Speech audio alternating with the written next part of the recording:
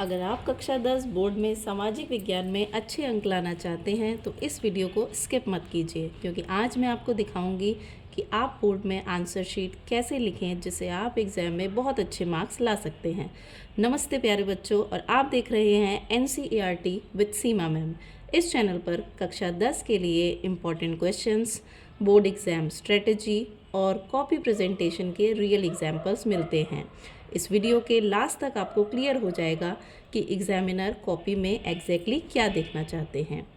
जो कॉपी आप इस वीडियो में देख रहे हैं वो एक स्टूडेंट की कॉपी है जिसमें कुछ इम्प्रूवमेंट की गुंजाइश है। इस वीडियो का पर्पस ये नहीं है कि आंसर सही या गलत हैं, बल्कि ये समझाने के लिए कि प्रेजेंटेशन स्ट्रक्चर और राइटिंग स्टाइल एग्जामिनर को कैसे इम्प्रेस करता है। इसलिए वीडियो को एंड तक देखिए और साथ ही चैनल पर कंप्लीट करेक्ट सॉल्व पेपर भी ज़रूर देखिए। आप देख सकते हैं ये कक्षा 10 का सामाजिक विज्ञान का प्री बोर्ड का पेपर है, जिसमें पहला प्रश्न है 1815 की वियना संधि की मेजबानी किसने की। तो आप देख सकते हैं कि यहाँ पे प्रश्न संख्या 1 लिखा हुआ है, उसका उत्तर लिखा हुआ है। आप कोशिश कीजिए कि जब आप उत्तर लिखें तो जिस तरीके से प्रश्न पूछे गए हैं उसी तरीके से उत्तर लिखिए। अगर यहाँ पे लिखा है फर्स्ट का ए तो आप यहाँ पे ए ही लिखें। दूसरी चीज़ जो आपको यहाँ पे ध्यान रखनी है कि आप इस तरीके से ये किस प्रकार के प्रश्न हैं, अगर आप ऊपर से ये लिख देते हैं तो ये बहुत इम्प्रेसिव रहता है। जैसे आप देख सकते हैं कि ये जो प्रश्न है यहाँ पे ये बहुविकल्पीय प्रश्न हल किए गए हैं, तो आप ऊपर यहाँ पे बताएंगे बहुविकल्पीय प्रश्न। और इस तरीके से ये पहला है, पहले का ए बी सी, इस तरीके से जितने भी प्रश्न दिए गए हैं आप उसी तरीके से यहाँ पे लिखेंगे। दूसरी चीज़ आप यहाँ पे नोटिस करेंगे कि बच्चे ने जब यहाँ पे उत्तर लिखा है तो उत्तर संख्या डाली है और उसको अंडरलाइन ज़रूर करेंगे, क्योंकि जब आप किसी भी उत्तर को इस तरीके से अंडरलाइन करते हैं तो एक तो जो एग्ज़ामिनर है उनको ये पता चल पाता है कि कौन सी उत्तर संख्या है, और दूसरा इससे आपकी जो कॉपी है वो बहुत ज़्यादा अट्रैक्टिव भी लगती है। इसमें देखिए ये जो पहला उत्तर है 1815 की वियना संधि की मेजबानी किसने की थी, मैटरनिख ने की थी, तो यहाँ पे इसको 1 नंबर पूरे मिलते हैं। दूसरा है 1942 में कौन सा आंदोलन शुरू किया गया था, भारत छोड़ो आंदोलन शुरू किया गया था, 1 नंबर। अगला प्रश्न है साइमन कमीशन भारत कब पहुँचा, 1928 में पहुँचा, 1 नंबर। मुद्रण की शुरुआत सबसे पहले कहाँ हुई थी, चीन में हुई थी, 1 नंबर। अगला प्रश्न है इनमें से किस राज्य में काली मृदा मुख्य रूप से पाई जाती है, इसका उत्तर सही है महाराष्ट्र, 1 नंबर। अगला प्रश्न है लौह अयस्क किस प्रकार का संसाधन है, उत्तर है अनवीकरण योग्य, ये भी एकदम सही है, 1 नंबर। अगला प्रश्न है भारत में कौन सी दलीय प्रणाली है, उत्तर है बहुदलीय प्रणाली, उत्तर एकदम सही है। अगला है भारतीय संविधान में वर्णित शिक्षा निम्नलिखित में से किस सूची के अंतर्गत आती है, समवर्ती सूची के अंतर्गत आती है, ये उत्तर भी एकदम सही है। अब यहाँ से आप देख सकते हैं कि यहाँ से अति लघु उत्तरीय प्रश्न जो हैं वो शुरू हो गए हैं, जिन्हें हम निश्चित उत्तरीय प्रश्न भी कहते हैं। इसकी वीडियो भी मेरे चैनल पे अपलोड कर दी गई है, अगर आप देखना चाहें तो आप चैनल पे जाके देख सकते हैं। तो यहाँ से आप देखेंगे उत्तर संख्या 2, आप जब भी अलग तरीके के प्रश्न शुरू करते हैं तो उसके ऊपर आप इस तरीके से हेडिंग ज़रूर डाल दीजिए। कौन से उत्तर हैं, अति लघु उत्तरीय प्रश्न, इस तरीके से आप इसको अंडरलाइन करके ऊपर लिख देंगे अति लघु उत्तरीय प्रश्न। तो उत्तर संख्या 2 देखिए, उस सूची का नाम बताइए जिसमें आने वाले विषयों पर संघ और राज्य सरकार दोनों कानून बना सकती है, समवर्ती सूची, 1 नंबर पूरा है। अगला है स्त्री और पुरुष के समान अधिकारों और अवसरों में विश्वास करने वाले व्यक्ति को क्या कहा गया है, नारीवादी, उत्तर एकदम सही है, 1 नंबर। लोकतांत्रिक व्यवस्था राजनीतिक समानता पर आधारित होती है, यह कथन सत्य है या असत्य, सत्य है, 1 नंबर। मानव विकास रिपोर्ट क्या है, इसमें देखिए यहाँ पे लिखा हुआ है यूनाइटेड नेशन डेवलपमेंट, इस उत्तर में आप थोड़ा सा ध्यान देंगे। देखिए इस उत्तर में क्या हुआ है, बच्चे ने लिखा है यूनाइटेड नेशनल डेवलपमेंट प्रोग्राम। पहली चीज़ यहाँ पे बच्चे ने प्रोग्राम नहीं लिखा हुआ है। दूसरा आप यहाँ पे देखेंगे कि बच्चे ने यहाँ पे ये क्लियर बताया नहीं कि ये UNDP क्या करता है। तो ये जो रिपोर्ट जिसकी बात की गई है, मानव विकास रिपोर्ट, ये किसके द्वारा प्रकाशित की जाती है? यूनाइटेड नेशंस डेवलपमेंट प्रोग्राम के द्वारा ये रिपोर्ट प्रकाशित की जाती है। तो आपको ये आंसर में बताना होगा कि ये किसके द्वारा प्रकाशित की जाती है और साथ में इसका क्या आधार रहता है वो भी आपको बताना होगा। जैसे इसमें आप देखेंगे कि इसका आधार क्या है? शिक्षा, स्वास्थ्य और आय। इस आंसर में आपको ये दो चीज़ें ज़रूर इंक्लूड करनी है कि ये कौन प्रकाशित करता है? यूएनडीपी प्रकाशित करता है। और दूसरा, इसमें आधार क्या क्या रहता है? तो इसमें शिक्षा, स्वास्थ्य और आय जो है वो इसका आधार रहता है। तो क्योंकि ये आंसर बच्चे ने कंप्लीट नहीं बताया है तो यहाँ पे इसको आधा ही नंबर दिया गया है। अगला प्रश्न देखिए, आरटीआई क्या है? तो यहाँ पे बच्चे ने इसका फुल फॉर्म बताया हुआ है, सूचना का अधिकार, राइट टू इन्फॉर्मेशन। तो यहाँ पे आप इसके अलावा ये भी बता सकते हैं कि ये कब शुरू की गई थी? 2005 में शुरू की गई थी। अदरवाइज़ अगर आप इतना भी लिखते हैं कि आरटीआई क्या है, सूचना का अधिकार, तो इधर आपको 1 नंबर मिल सकता है। अगला प्रश्न है, भूमिगत जल और कच्चा तेल में कौन एक नवीकरणीय संसाधन का उदाहरण है? तो इसका सही उदाहरण क्या है? भूमिगत जल एक नवीकरणीय संसाधन का उदाहरण है। उत्तर एकदम सही है। तो यहाँ पे भी क्या है? बच्चे को पूरे अंक दिए गए हैं। अगला प्रश्न है, एनएसएस का आदर्श वाक्य क्या है? Not me but you. तो एनएसएस का आदर्श वाक्य है not me but you, correct है, 1 नंबर पूरा। कानून का शासन किस शासन व्यवस्था में देखने को मिलता है? तो कानून का शासन किस में देखने को मिलता है? लोकतांत्रिक शासन व्यवस्था में देखने को मिलता है। तो 1 नंबर पूरा। तो जो आपके बहुविकल्पी या अति लघु उत्तरीय जो प्रश्न हैं, इसमें आपको एकदम टू द पॉइंट लिखना होता है। बहुत ज़्यादा आपको डिटेल्स लिखने की ज़रूरत नहीं है क्योंकि ये 1 नंबर का है। तो या तो आप इसको 1 वर्ड में लिखिए और या फिर बहुत ज़्यादा अगर आप इसमें लिखते हैं अति लघु उत्तरीय प्रश्न में तो आप इसको 1 लाइन में लिख सकते हैं। और अगर आपसे इस प्रश्न में कोई परिभाषा पूछ ली जाती है तो ही आप इसमें 2 से 3 लाइन लिखें, अदरवाइज़ इतना ही लिखना इसमें काफ़ी होगा। देखिए, आप देख सकते हैं कि बोर्ड के पेपर में आपके ये बिल्कुल जो प्री बोर्ड का पेपर सेट किया गया है, ये बोर्ड के पैटर्न के अकॉर्डिंग ही सेट किया गया है। यहाँ पे आप देख सकते हैं कि जो प्रश्न संख्या 10 है वहाँ से आपके जो डिस्क्रिप्टिव टाइप के जो क्वेश्चंस होते हैं वो स्टार्ट हो जाते हैं, यानी कि दीर्घ उत्तरीय, यहाँ से आपके लघु उत्तरीय प्रश्न जो हैं वो शुरू हो जाते हैं। ये लघु उत्तरीय प्रश्न जो हैं आपके वो 3 नंबर में है और ये प्रश्न संख्या 19 तक जो होंगे आपके ये लघु उत्तरीय प्रश्न होंगे। तो जब आप लघु उत्तरीय प्रश्न लिखें तो आप सबसे पहले मार्किंग पे बहुत ज़रूर ध्यान देंगे क्योंकि ये 3 नंबर का क्वेश्चन है। तो आपको इसमें कम से कम 3 पॉइंट्स जो हैं वो ज़रूर लिखना चाहिए। मैंने एग्जैक्ट जो आंसर्स आपको किस पैटर्न में लिखना चाहिए, जैसे उसमें पहले आपका परिचय होना चाहिए, फिर जो भी क्वेश्चन में आपसे पूछा गया है वो हेडिंग्स होनी चाहिए और लास्ट में निष्कर्ष होना चाहिए। इस तरीके की वीडियो मैं पहले ही चैनल पे अपलोड कर चुकी हैं, वहाँ से भी जो करेक्ट आंसर्स हैं वो देख सकते हैं। तो यहाँ पे देखिए प्रश्न संख्या जो 10 है वो बच्चे ने अभी सीक्वेंस के अकॉर्डिंग प्रश्न संख्या जो 10 है वो यहाँ पे नहीं की हुई है। प्रश्न संख्या जो 13 है वो यहाँ पे किया गया है। इस चीज़ का बहुत ज़्यादा ध्यान देंगे कि जब आप कोई नया उत्तर शुरू करें और आपको ऐसे दिखाई देता है कि यहाँ पे जो स्पेस है वो ख़त्म हो चुकी है, तो कभी भी इस तरीके से उत्तर डाल के नेक्स्ट पेज से आंसर आपको नहीं स्टार्ट करना है। आपको क्या करना है, ये उत्तर संख्या जो है यहाँ पे लिख लेंगे आप, इस तरीके से लिख के उत्तर संख्या 13। जैसे मान लीजिए आपने यहाँ से शुरू किया है, तो क्योंकि अब यहाँ पे आपके स्पेस नहीं बची हुई है तो अब आप क्या करेंगे, यहाँ पे नए पेज से ही इस उत्तर को शुरू करेंगे और लिखेंगे उत्तर संख्या 13। और जो भी आपसे, जैसे इस प्रश्न में आपसे पूछा गया है आरक्षित और अवर्गीकृत वन में भेद कीजिए, तो आप इस तरीके से भी लिख सकते हैं और आप इसको कॉलम्स में भी लिख सकते हैं। और क्योंकि ये 3 नंबर का प्रश्न है तो आप इसको कॉलम्स में लिख के 3-3 पॉइंट्स भी इसके बारे में बता सकते हैं या इस तरीके से भी लिख सकते हैं। अगर आप आंसर को कॉलम्स में लिखते हैं तो आपका जो आंसर है वो ज़्यादा बेटर होता है और ज़्यादा इम्प्रेसिव लगता है। तो इस तरीके से जब भी आंसर लिखें, जैसे इस बच्चे ने बहुत अच्छे से यहाँ पे जो हेडिंग है उसको अंडरलाइन किया हुआ है, आरक्षित वन पूछे गए थे तो इस तरीके से यहाँ पे आरक्षित वन बताए हैं बच्चे ने। और इधर आप देखेंगे अवर्गीकृत वन जो हैं वो पूछे गए थे और इस तरीके से आप बच्चे ने बताए गए हैं।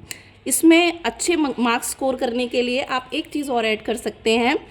एक तो आपको पॉइंट्स में लिखना है, दूसरा आपको क्या करना है, हेडिंग्स अगर आप लिखते हैं हेडिंग्स में ज़रूर लिखें और हेडिंग्स को जैसे इस बच्चे ने अंडरलाइन किया हुआ है इस तरीके से अंडरलाइन कर लीजिए। और अगर आपको उत्तर में लगता है कि इसमें कोई इम्पॉर्टेंट कीवर्ड्स है, क्योंकि जब एग्जामिनर आपकी आंसर शीट को चेक करता है तो वो यहाँ पे क्या देखता है, क्योंकि एग्जामिनर को बहुत सारी शीट्स चेक करनी होती है, तो वो क्या करता है आपके आंसर्स में कीवर्ड्स ढूंढता है।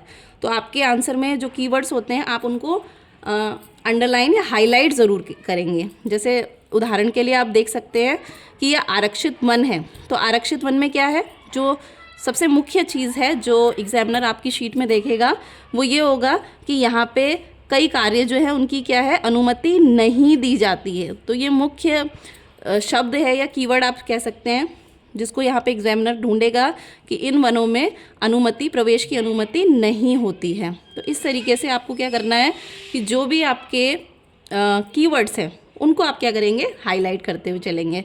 तो मैंने यहाँ पे आपको क्या 3 ज़रूरी चीज़ बताई हैं। पहला, आपको आंसर प्रेजेंटेशन में क्या ध्यान रखना है।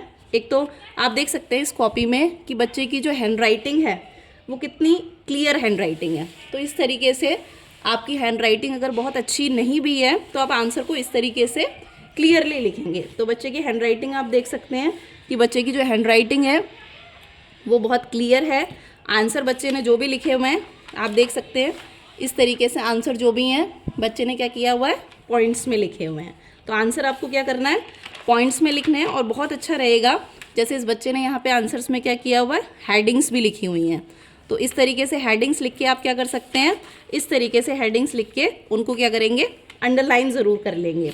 तो इससे क्या होगा, आपका जो आंसर है वो क्या हो जाएगा, प्रेजेंटेशन भी अच्छी हो जाएगी और बहुत ज़्यादा आपका आंसर जो है वो क्या लगेगा, इम्प्रेसिव भी आपका आंसर लगेगा। तो एग्जामिनर को ऐसी कॉपी पढ़ना इजी लगता है जिसमें इस तरीके से आंसर लिखे हुए होते हैं। इसलिए क्या होता है, ऑटोमेटिकली ही आपको जो मार्क्स हैं वो क्या होता है, एग्जाम में बेटर मिलते हैं। तो इस प्रश्न में आप देख सकते हैं, जैसे इस प्रश्न में कितने नंबर का क्वेश्चन है, ये 3 नंबर का क्वेश्चन है। तो क्या होगा, अगर बच्चे ने इसमें कीवर्ड्स भी अगर वो हाईलाइट कर लेता और अगर इसको कॉलम्स में लिख के 3-3 पॉइंट्स अगर वो अलग से बताता तो इसमें आपको 3 में से 3 पूरे अंक मिल सकते थे। यहाँ पे क्या होगा, आपको इसमें आंसर में 2.5 तक जो नंबर है वो दिए जा सकते हैं। अगले प्रश्न, अब देखिए जो प्रश्न संख्या 14 है, बच्चे ने प्रश्न संख्या 14 यहाँ से स्टार्ट किया है और प्रश्न संख्या 14 स्टार्ट करने के बाद बच्चे ने क्या किया है, यहाँ पे लिख लिया है और उसको अंडरलाइन कर लिया है। एक बात का आप यहाँ पे और ध्यान रखेंगे कि जब भी आप नेक्स्ट क्वेश्चन स्टार्ट करते हैं तो उसमें आप गैप का ध्यान रखेंगे। जैसे बच्चे ने क्या किया है, यहाँ पे एक ही लाइन का गैप किया हुआ है नया आंसर शुरू करते हुए। आपको क्या करना है, हर आंसर के बीच में कम से कम 2 से 3 लाइन का जो गैप है वो यहाँ पे आपको ज़रूर करना है, जिससे आपकी कॉपी में जो एग्जामिनर है उसको स्पष्ट दिखाई दे कि जो आंसर है वो नया आंसर आपका यहाँ पे स्टार्ट हो गया है। अगला प्रश्न देखिए, प्रश्न संख्या 14, इसमें पूछा गया है खुली बेरोज़गारी और प्रच्छन्न बेरोज़गारी। तो यहाँ पे बच्चे ने बताया हुआ है खुली बेरोज़गारी और इधर बच्चे ने बताया हुआ है प्रच्छन्न बेरोज़गारी।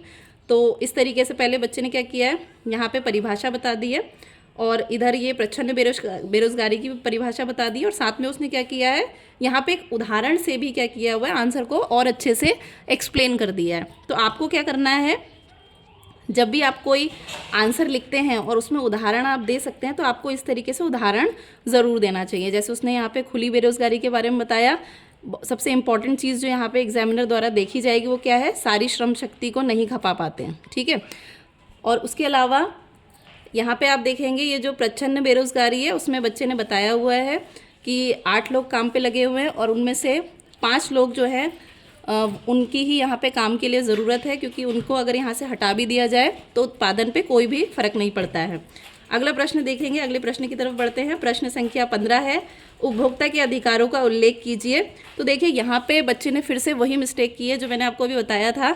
जब आप आंसर लिखते हैं और आपके पास यहाँ पे स्पेस नहीं है तो आपको क्या करना है, आपको नए पेज से आंसर स्टार्ट करना है। आपको सेम पेज से आंसर स्टार्ट नहीं करना है, आपको कोशिश करनी है कि जो आपका आंसर है वो सेम पेज में ही आए। तो बच्चे ने यहाँ पे क्या किया है, उत्तर संख्या 15 लिखी है और उसके बाद यहाँ पे क्या किया है, 3 लाइन यहाँ पे लिख के और बाकी जो आगे का आंसर है वो यहाँ पे लिखा है। आंसर बहुत अच्छा लिखा हुआ है, आंसर करेक्ट है, मार्क्स भी पूरे मिल सकते हैं। लेकिन आपको क्या करना है, प्रेजेंटेशन का ध्यान रखना है, जिससे ओवरऑल जब मार्क्स आपके दिए जाएंगे तो वो अच्छे बन सकें। तो यहाँ पे भी टीचर ने 3 नंबर, क्योंकि बच्चे ने पूरी परिभाषा लिखी है और उसके अलावा यहाँ पे उदाहरण भी लिखा हुआ है।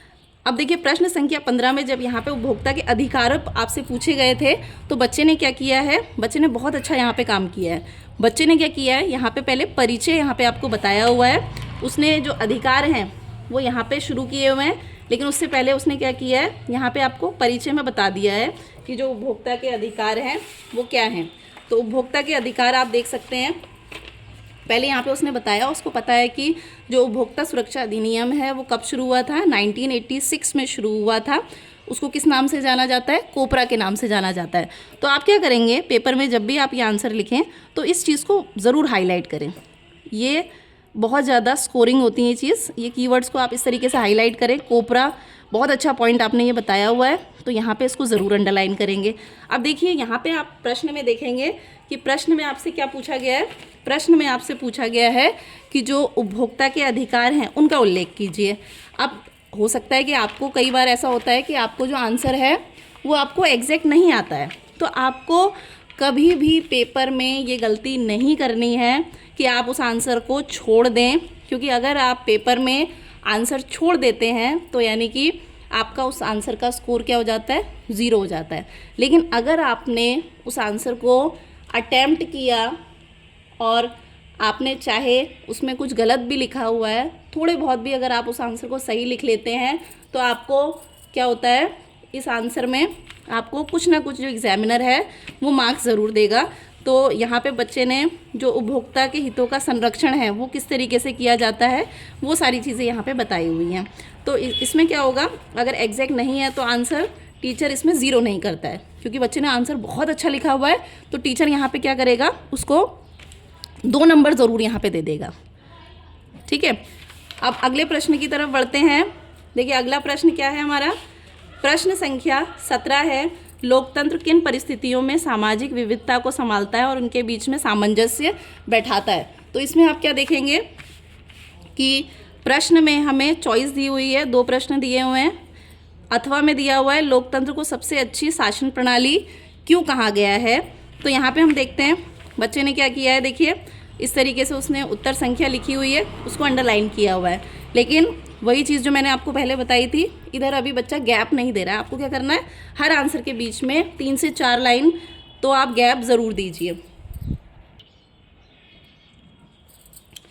देखिए इधर प्रश्न संख्या 17 को देखने से पहले आप एक बात ज़रूर ध्यान रखिए कि एग्जामिनर को घुमा फिरा कर आंसर नहीं चाहिए होते हैं, उसको पॉइंट टू पॉइंट और एनसीईआरटी लैंग्वेज के हिसाब से ही आंसर चाहिए होते हैं। देखिए बहुत से स्टूडेंट सोचते हैं कि ज़्यादा लिखेंगे तो मार्क्स अच्छे मिलेंगे, लेकिन ये बिल्कुल गलत है। आप इस कॉपी में देख सकते हैं कि आंसर्स जो हैं वो बहुत ही बैलेंस्ड लेंथ में लिखे हुए हैं। आंसर बहुत ज़्यादा लॉन्ग भी नहीं है और आंसर क्या है, बहुत ज़्यादा शॉर्ट भी नहीं लिखे हुए हैं। तो ये आंसर्स की एक बहुत अच्छी लेंथ है। तो आप देखिए इस तरीके से बच्चे ने यहाँ पे प्रश्न संख्या 17 को अटेम्प्ट किया और यहाँ पे आप देखेंगे बच्चे ने एक एक्स्ट्रा पॉइंट दिया हुआ है। तो अगर आपको एक्स्ट्रा आता है और आपके पास समय है, मैं अभी आगे एक वीडियो लेके आऊँगी जिसमें आपको मैं बताऊँगी कि आपको टाइम मैनेजमेंट पेपर में किस तरीके से करना चाहिए।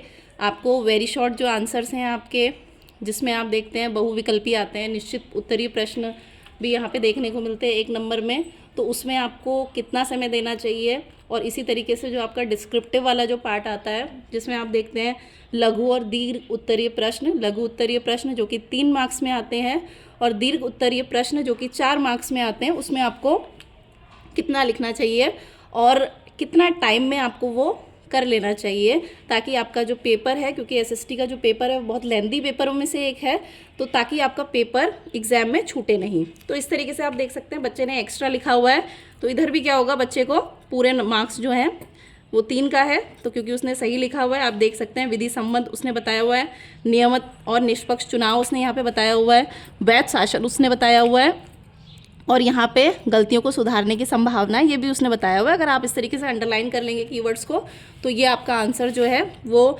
एग्जामिनर के लिए चेक करना और भी ज़्यादा इजी हो जाएगा, क्योंकि कीवर्ड्स पढ़ के ही जो एग्जामिनर है उसको पता चल जाएगा कि जो आंसर है वो क्या है, बिल्कुल सही लिखा हुआ है। तो यहाँ पर क्या है, इस आंसर में भी बच्चे को पूरे 3 मार्क्स मिलेंगे।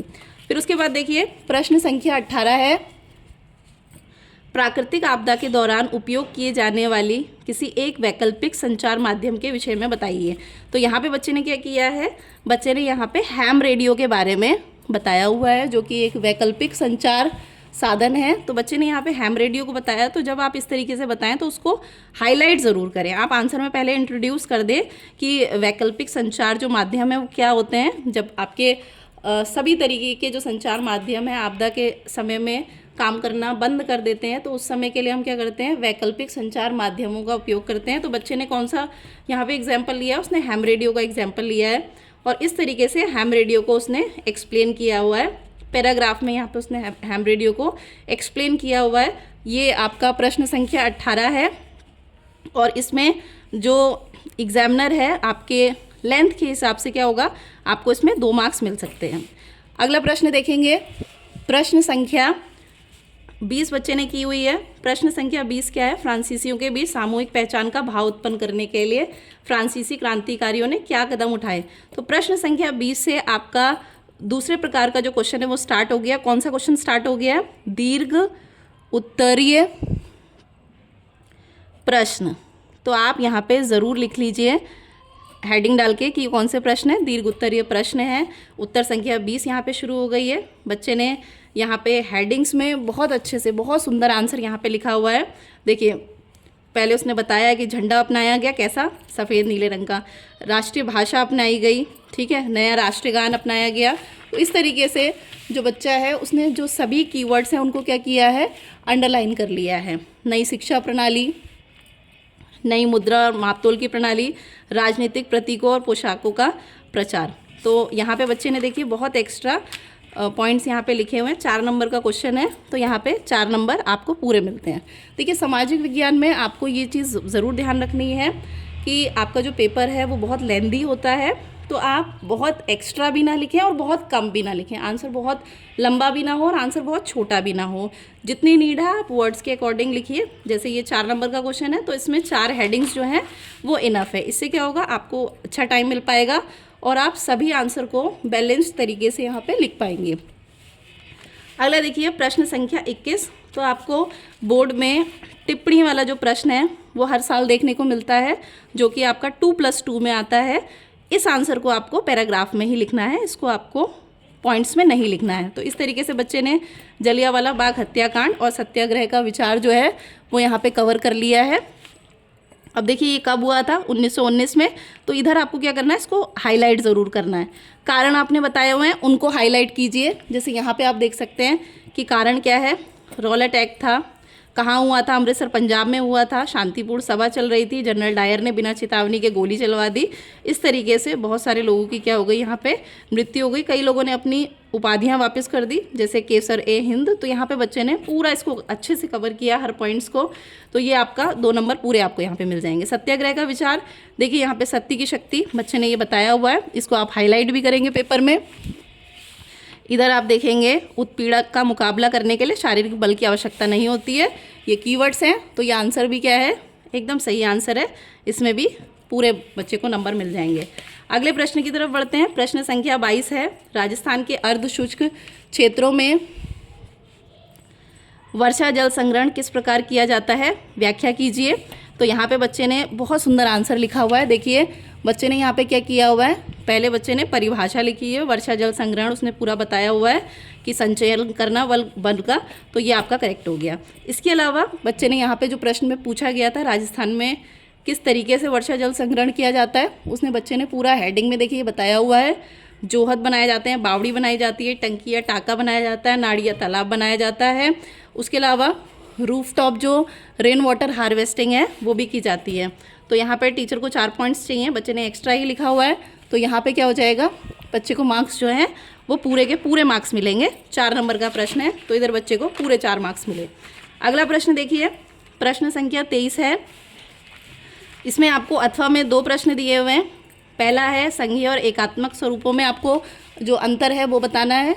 दूसरा आप देखेंगे कि अथवा में दिया है, जीवन के उन विभिन्न पहलुओं का उल्लेख कीजिए जिसमें भारत में महिलाओं के साथ भेदभाव किया जाता है। तो बच्चे ने यहाँ पे संघात्मक शासन और एकात्मक शासन वाला जो आंसर है उसको कवर किया हुआ है।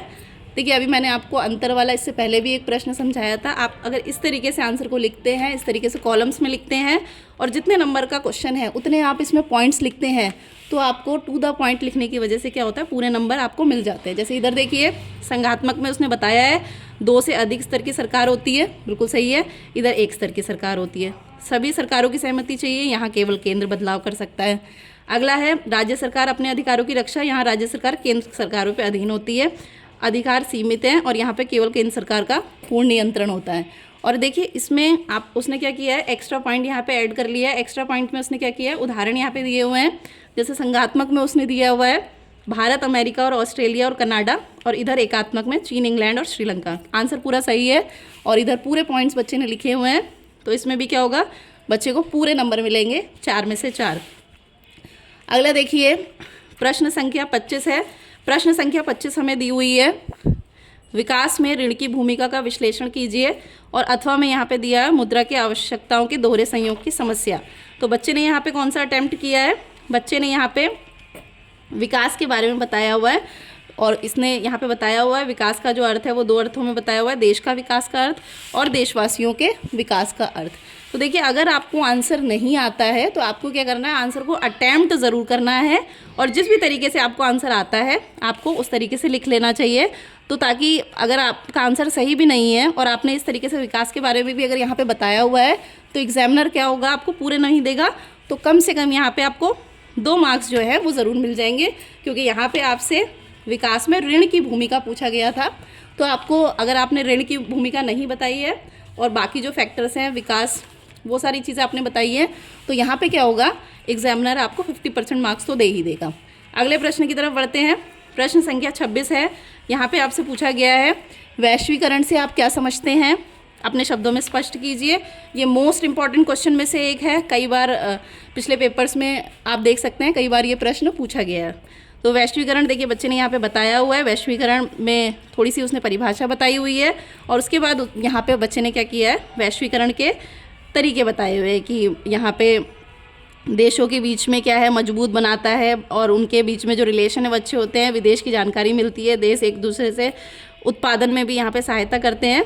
तो अगर बच्चे को पूरी तरीके से नहीं भी आता है, लेकिन एटलीस्ट क्योंकि बच्चे ने यहाँ पे अटैम्प्ट किया है और कोशिश की है, तो इधर भी एग्जामिनर क्या करेगा, अगर उसको पूरे मार्क्स नहीं भी देता है तो यहाँ पे 2 मार्क्स आपको आसानी से मिल जाएंगे। अब देखिए यहाँ पे बच्चे ने जो प्रश्न संख्या पहले छोड़ी हुई थी उनको लास्ट में अटेम्प्ट किया हुआ है। आप पेपर में कोशिश कीजिए कि आप अपना जो आंसर शीट है उसमें क्वेश्चंस की जो सीक्वेंस है उसको ना छेड़ें। अगर आपको कोई आंसर नहीं आता है तो आप वहाँ पे क्या करेंगे, आप वहाँ पे स्पेस छोड़ दीजिए, क्योंकि आपको एक आइडिया है कि शॉर्ट आंसर जो है वो आपका कितना स्पेस लेता है, लॉन्ग आंसर आपका कितना स्पेस लेता है। तो बेटर रहेगा कि आप आंसर के लिए वहाँ पे स्पेस छोड़ दें और लास्ट में आंसर छोड़े नहीं।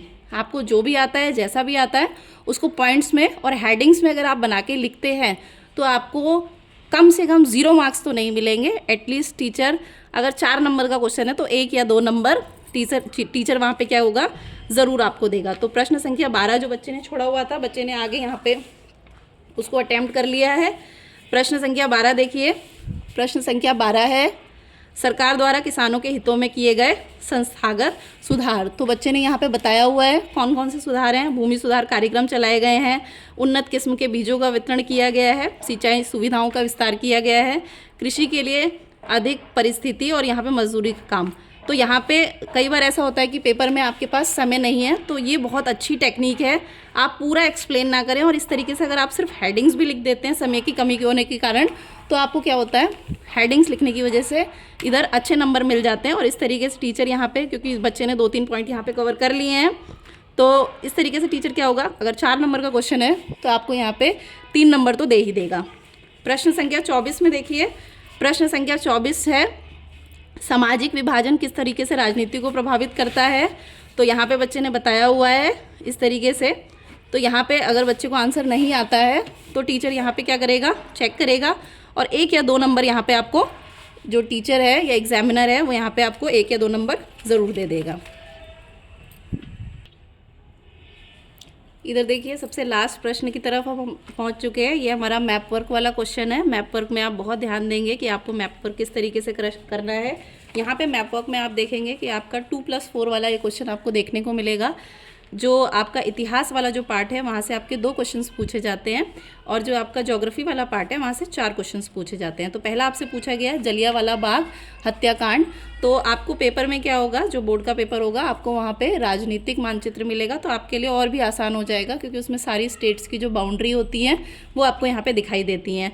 तो और इस वाले मैप में अगर आपका 19-20 थोड़ा सा साइड भी हो जाता है तो टीचर आपको नंबर दे देता है। एग्जैक्ट लोकेशन अगर नहीं भी है तो फिर भी आपको नंबर मिल जाते हैं। तो यहाँ पे आप देखेंगे जलियांवाला बाग हत्याकांड जो कि अमृतसर पंजाब में हुआ था। थोड़ा सा लोकेशन नीचे है लेकिन फिर भी यहाँ पे आपको क्या होगा, 1 नंबर पूरा मिल जाएगा। अगला प्रश्न है वह स्थान जहाँ चंद्रशेखर शहीद आज़ाद हुए हैं।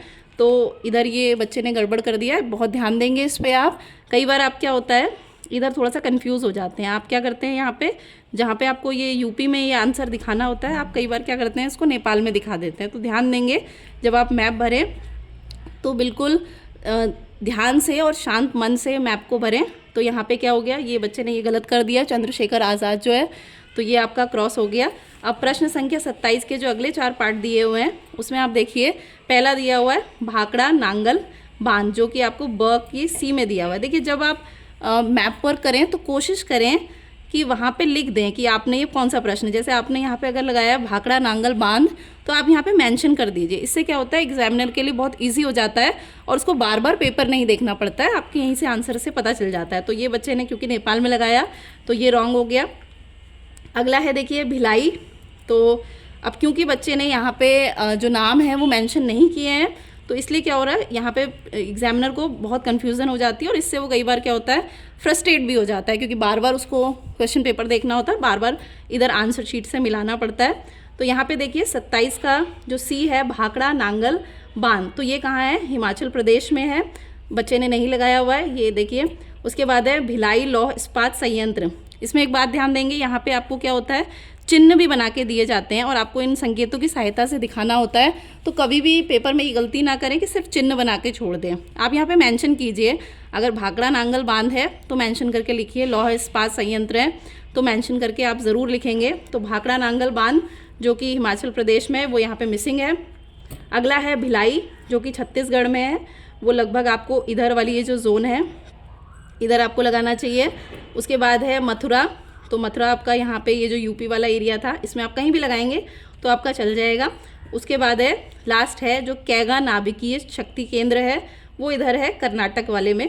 तो ये आपका जो बच्चे ने लिखा हुआ है ये यहाँ पे फिर भी सही मान लिया जाएगा और यहाँ पे क्या होगा एग्जामिनर आपको 1 नंबर देगा। तो देख सकते हैं आप कि आपको जो बोर्ड का प्रश्न पत्र है वो किस तरीके से हल करना है जिससे आप पेपर में बहुत अच्छे नंबर जो हैं, मार्क्स जो हैं वो स्कोर कर सकते हैं। अगर आप चाहते हो कि मैं ऐसी वीडियो और बनाऊं तो वीडियो को लाइक ज़रूर करें। अब मैं आपको बताती हूँ लास्ट में कॉमन 3 गलतियाँ जो स्टूडेंट्स करते हैं। पहला, आंसर पैराग्राफ में लिखना। दूसरा, हेडिंग्स अंडरलाइन ना करना। तीसरा, कीवर्ड्स मिस करना। अगर आप इन 3 गलतियों से बच गए तो आपके 70+ मार्क्स जो हैं वो पक्के हैं, अगर आप कोई भी आंसर पेपर में स्किप नहीं करते हैं और छोड़ते नहीं हैं। बोर्ड एग्ज़ाम के लिए अगर आप guessed questions, answer writing practice और रियल कॉपी एनालिसिस चाहते हो तो चैनल को अभी सब्सक्राइब करें, वरना अगली वीडियो आपसे मिस हो जाएगी। धन्यवाद।